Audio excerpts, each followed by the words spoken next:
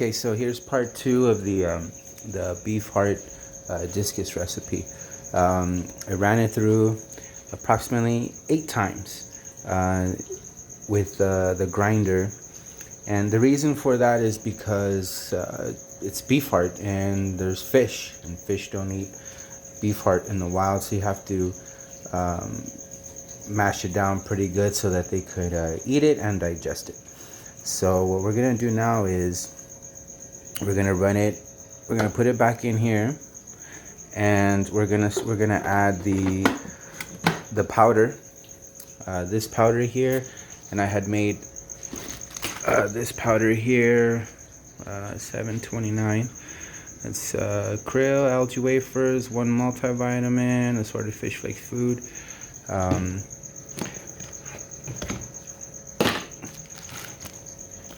and that powder.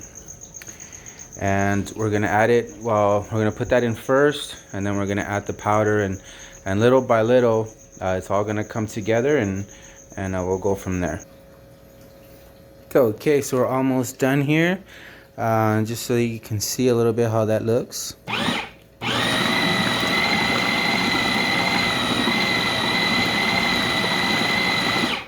So that's what the consistency that you want. This machine is getting really hot, and that is because it is forcing, because it's not wet, but it's this consistency here. That's what you want.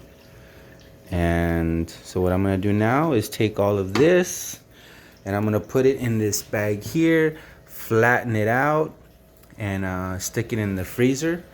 But just to review, this is really messy. So it takes about anywhere between 2 to 2.5 hours to do. Cleanup is horrible. If this is your wife's machine or your mom's, I highly recommend that you don't tell her that you used it. I'm just kidding. You want to soak it in some dishwasher soap and some bleach. A little bit of bleach, not too much, and what that's gonna do, you want to leave it overnight, and that's gonna take out the garlic smell and the fishy smell, the krill. This here, I don't use it for anything else except for pulverizing krill or whatever else that I have that I'm gonna put inside this recipe here. So yes, your discus will love it. Their colors will pop.